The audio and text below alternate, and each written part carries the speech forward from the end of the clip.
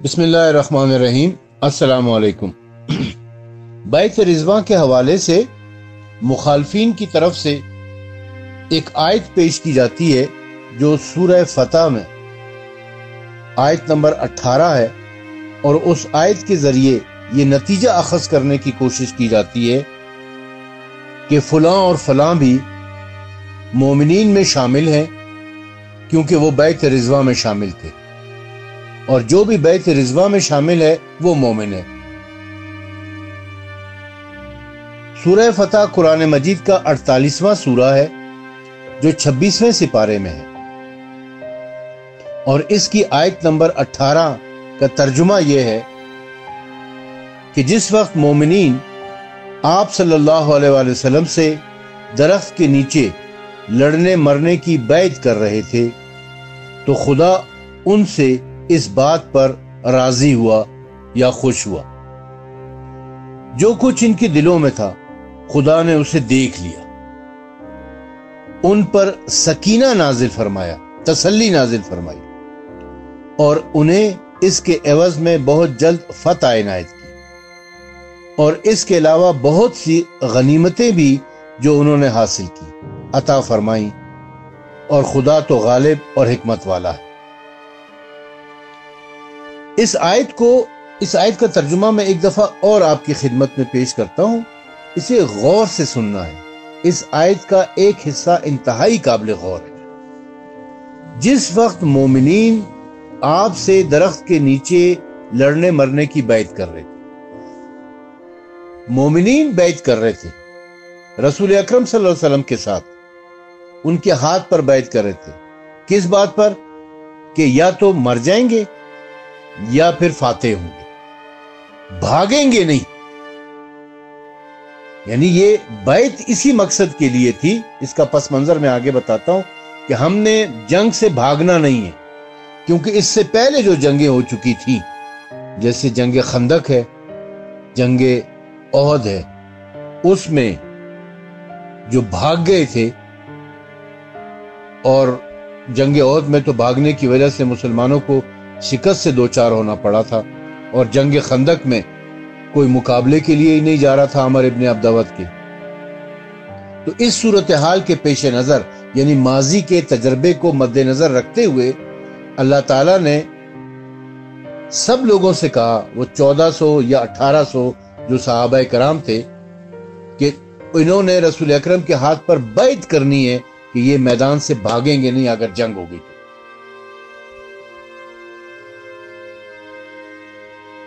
اور پھر جو ایک انتہائی اہم حصہ ہے اس آیت کا، وہ یہ ہے کہ جو کچھ ان کے دلوں میں تھا خدا نے اسے دیکھ لیا۔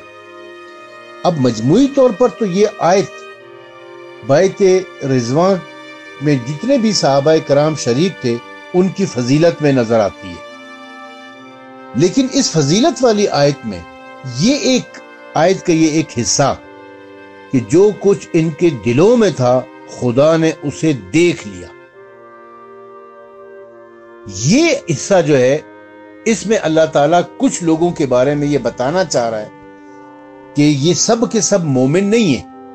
اگر یہ سب کے سب مومن ہوتے تو جو کچھ ان کے دلوں میں تھا انہیں اللہ تعالیٰ نہ دیکھتا۔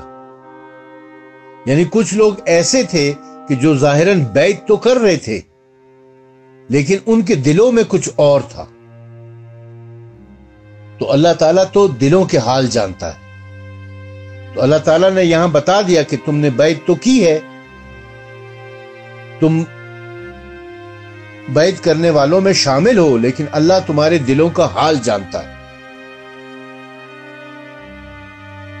اس آیت کی تفسیر میں سید فرمان علی شاہ نے حاشیے میں لکھا ہے کہ یہ شبہ نہ ہو کہ ان تمام بیعت کرنے والوں سے خدا ہمیشہ کے لیے راضی ہو گیا ہے اور وہ لوگ جنتی بن گئے ہیں، کیونکہ اول تو خدا نے تمام بیعت کرنے والوں سے خوشنودی کا اظہار کیا نہیں ہے بلکہ صرف مومنین سے، اور وہ بھی ہمیشہ کے لیے نہیں بلکہ وہ اس وقت خوش ہوا ہے جس وقت ان لوگوں نے بیعت کی۔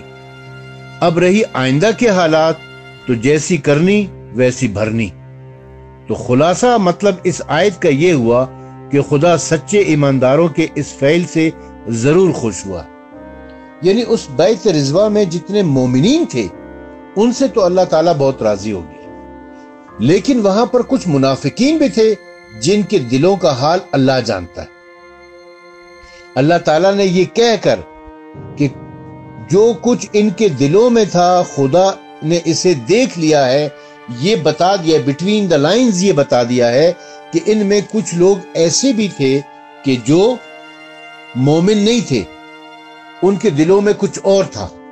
اب وہ کون لوگ تھے اور کیا تھا ان کے دلوں میں، یہ ہم دیکھتے ہیں صحیح بخاری سے. صحیح بخاری کی جلد نمبر 2 صفحہ نمبر 36 پارہ نمبر 11 کتاب الشروط. اس میں صلح حدیبیہ کے حوالے سے ایک طویل روایت ہے. باب نمبر 4 ہے اس کا، جہاد میں شرطیں لگانا اور کافروں کے ساتھ مصالحت اور تحریری معاہدہ کرنا. اس باب کے عنوان میں صلح حدیبیہ کا پورا واقعہ بیان ہوا ہے، لیکن جو متعلقہ حصہ ہے وہ میں آپ کی خدمت میں پیش کرتا ہوں. پھر سن لیجئے صحیح بخاری جلد نمبر 2 صفحہ نمبر 36 پارہ نمبر 11 کتاب الشروط حدیث نمبر 4.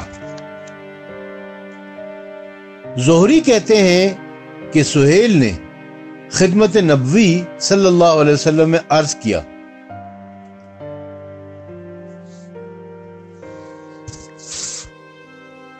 حضرت عمر فرماتے ہیں، یہ اس وقت کی بات ہے کہ جب معاہدہ لکھا جا چکا ہے، بیعت رضوان ہو گئی ہے.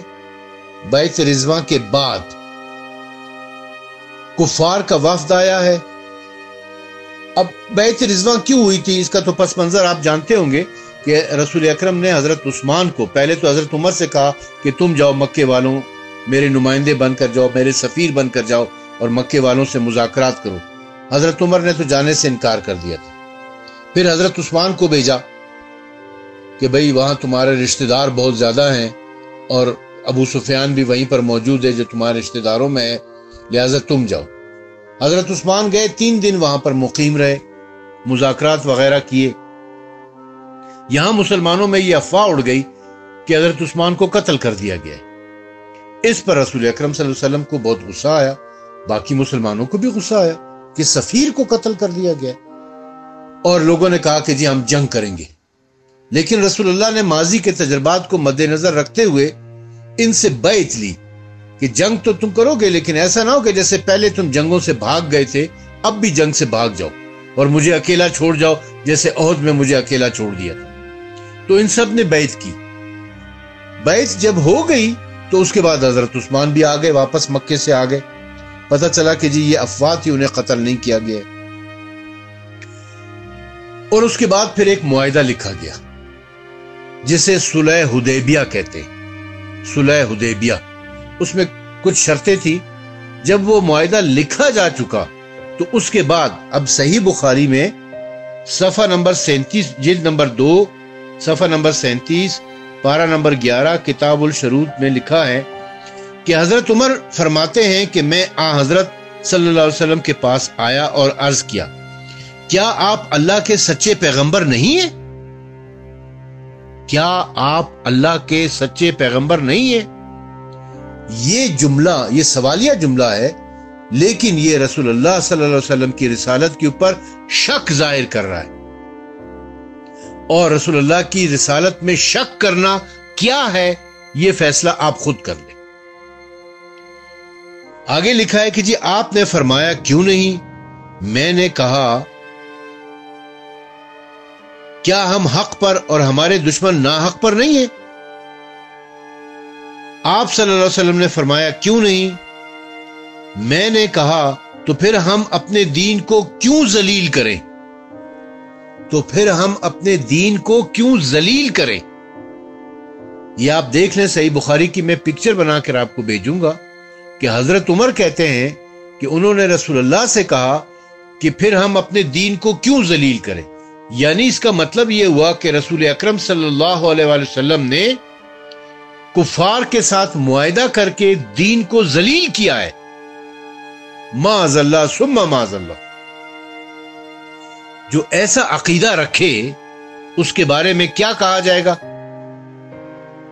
آپ صلی اللہ علیہ وسلم نے فرمایا میں اللہ کا رسول ہوں اور میں اس کی نافرمانی نہیں کرتا، وہ میری مدد کرے گا۔ میں نے کہا، یعنی حضرت عمر کہتے ہیں کہ میں نے کہا، آپ فرماتے تھے کہ ہم کعبے کے پاس پہنچیں گے اور طواف کریں گے۔ آپ صلی اللہ علیہ وسلم نے فرمایا بے شک، مگر میں نے یہ کب کہا تھا کہ اسی سال یہ ہوگا؟ حضرت عمر کہتے ہیں کہ میں نے کہا حقیقت میں آپ نے یہ تو نہیں فرمایا تھا۔ آپ صلی اللہ علیہ وسلم نے فرمایا تو تم کعبے کے پاس ایک دن ضرور جاؤ گے اور اس کا طواف کرو گے۔ حضرت عمر کہتے ہیں کہ بعد ازاں میں حضرت ابو بکر کے پاس آیا اور میں نے کہا کہ کیا یہ اللہ کے سچے پیغمبر نہیں ہیں؟ یعنی رسول اکرم صلی اللہ علیہ وسلم نے جو ان کو جواب دیا ہے اس پر حضرت عمر مطمئن نہیں ہوئے۔ ایک تو رسول اللہ کی رسالت میں شک کیا، پھر یہ کہا کہ آپ نے یہ معاہدہ کر کے دین کو ذلیل کیا ہے، اسلام کو ذلیل کیا ہے۔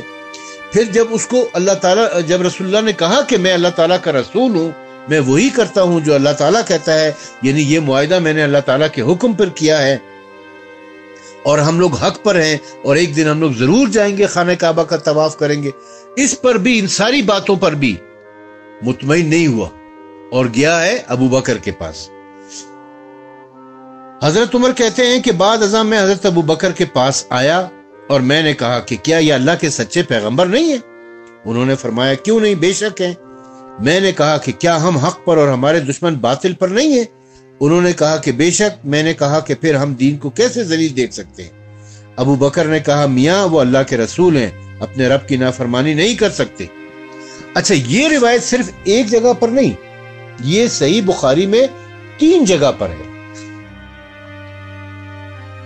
صحیح بخاری جلد نمبر 2 صفحہ نمبر 251، پارہ نمبر 12، کتاب الجہاد والسیر۔ اس میں بھی یہی روایت موجود ہے کہ حضرت عمر کہتے ہیں کہ انہوں نے عرض کیا کہ یا رسول اللہ کیا ہم حق پر نہیں اور کفار باطل پر نہیں ہیں؟ آپ نے فرمایا کیوں نہیں، بے شک۔ پھر حضرت عمر نے فرمایا ہمارے جو لوگ شہید کیے جائیں گے وہ بہشت میں نہیں جائیں گے اور مقابل میں جو مارے جائیں گے وہ دوزخ میں نہیں جائیں گے؟ آپ نے فرمایا کیوں نہیں، بے شک۔ تو حضرت عمر نے فرمایا پھر ہم اپنے دین کی ذلت کیوں گوارا کریں؟ پھر ہم اپنے دین کی ذلت کیوں گوارا کریں؟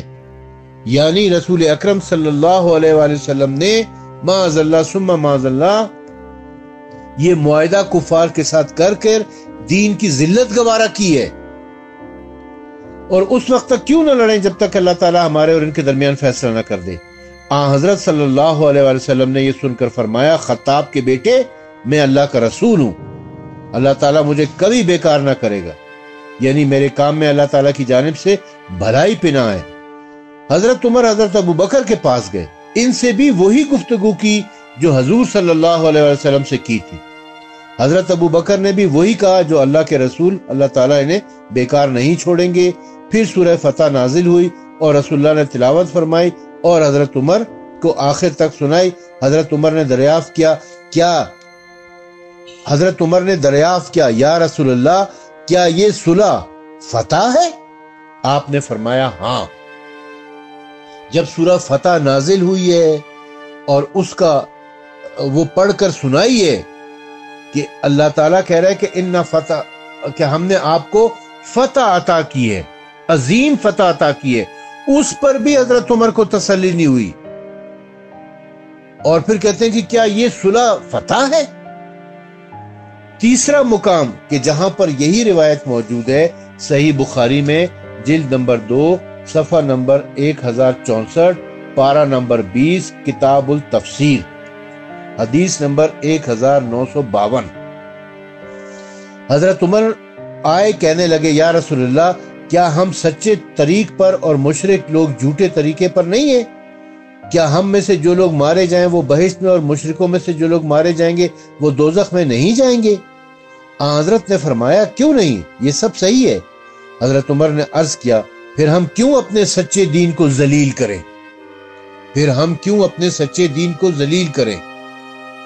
معاذ اللہ ثم معاذ اللہ، یعنی رسول اکرم اپنے سچے دین کو ذلیل کر رہے تھے اور مدینے کو خالی لوٹ جائیں جب تک اللہ تعالیٰ ہمارا ان کا فیصلہ نہ کر دے۔ حضرت نے فرمایا، خطاب کے بیٹے، میں اللہ کا بھیجا ہوا ہوں اور اللہ کبھی مجھے ضائع اور نظر انداز نہیں کرے گا۔ حضرت عمر برہم لوٹ گئے، حضرت عمر برہم لوٹ گئے، یعنی ان کو رسول اللہ کی باتوں پر تسلی نہیں ہوئی، رسول اللہ کی باتوں پر مطمئن نہیں ہوئے وہ، اور برہم یعنی غصے کی حالت میں لوٹ گئے۔ ان کا جوش ٹھنڈا نہ ہوا اور وہ اسی حال میں ابو بکر کے پاس پہنچے۔ اب یہ 3 مقام پر صحیح بخاری میں لکھا ہوا ہے کہ 3 مقام پر لکھا ہوا ہے کہ حضرت عمر نے رسول اکرم صلی اللہ علیہ وسلم کی رسالت میں شک کیا اور کہا کہ جی آپ ہمارے دین کو ذلیل کر رہے ہیں یہ معاہدہ کر کے۔ اب آپ خدا کو حاضر و ناظر جان کر بتائیں کہ جو شخص رسول اللہ کی رسالت میں شک کرے اور جو یہ کہے کہ معاذ اللہ ثم معاذ اللہ رسول اکرم دین کو ذلیل کر رہے ہیں، اسلام کو ذلیل کر رہے ہیں، کیا وہ مومن ہے؟ کیا اسے مومن کہا جائے گا؟ اب سمجھ آتا ہے کہ یہ جو اللہ تعالیٰ نے کہا قرآن مجید سورہ فتح کی آیت نمبر 18 میں، بس جو ان کے دلوں میں تھا وہ اللہ کو معلوم تھا، جو ان کے دلوں میں تھا وہ اللہ کو معلوم تھا۔ یہ تھا ان کے دلوں میں، یہ نفاق ان کے دلوں میں تھا، یہ شک ان کے دلوں میں تھا کہ رسول اللہ کی رسالت میں جو شک تھا۔ اب اسی آیت کی تفسیر میں شیخ محسن صاحب لکھتے ہیں، تفسیر الکوثر جلد نمبر 8 صفحہ نمبر 303 اور 304، لکھتے ہیں کہ حدیبیہ میں جب یہ خبر اڑی کہ حضرت عثمان کو اہل مکہ نے قتل کر دیا، اس صورت میں مکے والوں نے حرمت کے مہینے میں جنگ کی۔ مسلمانوں کو بھی جنگ کے لیے تیاری کرنی چاہیے، چنانچہ ایک درخت کے نیچے مسلمانوں سے اس بات پر بیعت لی گئی کہ جنگ سے فرار نہیں ہوں گے۔ دوسری روایت میں آیا ہے کہ یہ بیعت موت کی بیعت تھی۔ ان بیعت کرنے والوں کے قلب میں جو جذبہ ایثار و قربانی موجزن تھا، اس بنا پر اللہ نے اپنی رضائیت کا اعلان فرمایا، اور اللہ کی طرف سے خوشنودی تو ان سے بڑھ کر ہے، جیسا کہ اللہ تعالیٰ نے سورہ توبہ کی آیت نمبر 72 میں فرمایا ہے۔ چونکہ اصحاب بیت اس وقت صادق الایمان، رسول اللہ کے وفادار اور خلوص کے اعلی درجے پر فائز تھے، اس لیے وہ اللہ کی رضایت حاصل کرنے میں کامیاب ہو گئے، جس سے بالاتر کوئی کامیابی نہیں ہے۔ اس خطرناک صورتحال میں ایک ایسا سکون و اطمینان حاصل تھا کہ لشکر والوں میں سے ہر ایک کے پاس صرف ایک تلوار اور احرام کا لباس ہے، اور دشمن صرف 13 میل کے فاصلے پر ہے۔ اپنا وطن جہاں سے کمک آ سکتی ہے 250 میل دور ہے۔ ابن عباس سے روایت ہے کہ سکون ان لوگوں پر نازل ہوا جن کے بارے میں اللہ کو علم تھا کہ وہ وفاداری کریں گے۔ تفسیر در منصور کی جلد نمبر 6 صفحہ نمبر 74 پر یہ لکھا ہوا ہے، یہ اہل سنت کی تفسیر ہے کہ جو لوگ وفاداری کریں گے ان کے اوپر اللہ تعالیٰ نے سکونت نازل کی ہے، سکینہ نازل کیا ہے۔ جو منافق تھے، جنہیں رسول اللہ کی رسالت میں شک تھا، جو صلح حدیبیہ کو اسلام کی ذلت سمجھ رہے تھے، ان کے اوپر سکینہ نازل نہیں ہوا ہے۔ قریبی فتح سے مراد فتح خیبر ہے، جو صلح حدیبیہ کے بعد چند ماہ بعد واقع ہوئی تھی۔ کثیر مقدار میں غنیمت سے مراد خیبر کی غنیمت ہے، کیونکہ خیبر کی غنیمت وافر مقدار میں تھی اور یہ غنیمت صرف حدیبیہ میں حاضر لوگوں کے لیے مخصوص تھی۔ بعض ازواج رسول نے فرمایا تھا کہ خیبر کی فتح کے بعد ہم نے پیٹ بھر کر کھانا کھایا۔ یہ بات درست ہے کہ اللہ کی طرف سے سند خوشنودی عطا ہونے کے بعد اگر کوئی شخص ان سے ناراض ہو یا ان پر زبان تان دراز کرے تو ان کا مقابلہ ان سے نہیں بلکہ اللہ سے۔ البتہ یہ بات ذہن میں رہے کہ یہ بیعت جنگ سے فرار نہ ہونے کا ایک عہد تھا، جنگ سے فرار نہ ہونے کا ایک عہد تھا۔ اگر بعد میں کسی نے عہد شکنی کی تو اس سے انکشاف ہوتا ہے کہ وہ شروع سے رضائیت الہی حاصل کرنے والوں کی اس صف میں شامل ہی نہیں تھا۔ چنانچہ بیعت رضوان کے ذکر میں اللہ تعالیٰ نے آیت نمبر 10 میں فرمایا ہے، پس جو شخص عہد شکنی کرتا ہے وہ اپنے ساتھ عہد شکنی کرتا ہے۔ یعنی یہ جو عہد لیا گیا تھا، جو بیعت لی گئی تھی، یہ اس شرط پہ تھی کہ تم لوگ جنگ سے بھاگو گے نہیں۔ اب اگر اس کے بعد کوئی بھی شخص جنگ سے بھاگا ہے تو اس کا مطلب کہ وہ اس بیعت میں شامل نہیں ہے، چاہے وہ خیبر میں بھاگا ہو، چاہے وہ حنین میں بھاگا ہو، کیونکہ خیبر اور حنین یہ دونوں جنگیں بیعت رضوان کے بعد ہوئی ہیں۔ اور خیبر میں کون کون بھاگا ہے یہ دنیا جانتی ہے، حنین میں کون کون بھاگا ہے یہ مخالفین کی کتابوں میں جا بجا لکھا ہوا ہے۔ چنانچہ خیبر میں فرار اور شکست اور جنگ حنین میں حضرت ابن عباس کو فرار ہونے والوں کو بیعت رضوان کا حوالہ دے کر بلانا، متعدد روایات سے یہ بات بھی سامنے آتی ہے کہ حدیبیہ میں منافقین بھی موجود تھے۔ چنانچہ رسول اللہ صلی اللہ علیہ وسلم کے فیصلے پر اعتراض کرنے والوں میں رئیس المنافقین عبداللہ بن ابی سلول کا ذکر بھی آتا ہے۔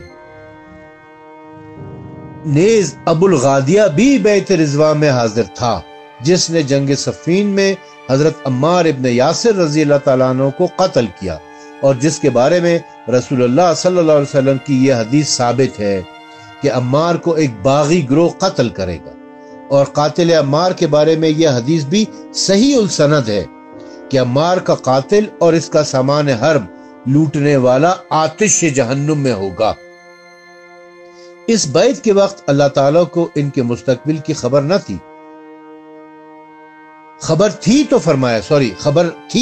فرمایا ہے، لہذا یہ کہنا نہایت ناانصافی ہے کہ کیا اللہ کو خبر نہ تھی کہ ان بے وفاؤں کی پروانہ خوشنودی عطا کیا، کیونکہ اللہ تعالیٰ نے یہ کہہ دیا تھا کہ وہ دلوں کے حال جانتا ہے، اور یہ اس بات کی طرف اشارہ تھا اللہ تعالیٰ کی طرف سے کہ بعد میں کس کس نے بھاگنا ہے، بعد میں کس کس نے صلح حدیبیہ کے اوپر اعتراض کرنا ہے، کس نے رسول اللہ کی رسالت میں شک کرنا ہے، کس نے اسلام کو کی ذلت قرار دینا ہے، کس نے جنگ خیبر سے بھاگ جانا ہے، کس نے جنگ حنین سے بھاگ جانا ہے۔ اس بیعت کے وقت اللہ تعالیٰ کو ان کے مستقبل کی خبر تھی تو فرمایا ہے، لہذا یہ کہنا نہایت ناانصافی ہے کہ کیا اللہ کو خبر نہ تھی کہ ان بے وفاؤں کو پروانہ خوشنودی عطا کیا۔ جس درخت کے نیچے بیعت رضوان ہوئی تھی لوگ اس کے پاس جا کر نمازیں پڑھنے لگے تھے، تو حضرت عمر نے اس درخت کو کٹوا دیا۔ البتہ یہ روایت بھی ہے کہ بیعت رضوان کے کئی سال بعد اصحاب اس درخت کو تلاش کیا مگر وہ اسے پہچان نہ سکے۔ اگر حضرت عمر نے اس درخت کو کٹوا دیا ہے تو پھر یہ بات تو اور پختہ ہو جاتی ہے کہ حضرت عمر اس درخت سے نفرت کرتے تھے، وہاں جا کر نماز پڑھنا، وہ تھوڑی کوئی درخت کی پوجا کرنے لگے تھے، وہاں جا کر نماز پڑھتے تھے، اللہ کی عبادت کرتے تھے۔ اس میں کیا حرج تھا کہ وہاں جا کے نماز پڑھے؟ بیعت رضوان ہوئی ہے، اس کی فضیلت ہے، قرآن کی آیت نازل ہوئی ہے، لیکن حضرت عمر کا اس درخت کو کٹوا دینا اس بات کی طرف اشارہ ہے کہ حضرت عمر کو یہ بیعت اور یہ درخت پسند نہیں تھے۔ اور اس کی وجہ کیا ہو سکتی ہے؟ وہی جو کہ صحیح بخاری نے بیان کی ہے 3 روایتوں میں کہ حضرت عمر نے اس موقع پر، صلح حدیبیہ کے موقع پر، بیعت رضوان کے بعد رسول اکرم صلی اللہ علیہ وآلہ وسلم کی رسالت پر شک کیا اور کہا کہ ہم اپنے دین کی ذلت کیوں گوارا کرے، یعنی ان کے خیال میں رسول اکرم صلی اللہ علیہ وسلم نے صلح حدیبیہ کر کے دین کو ذلیل کیا تھا۔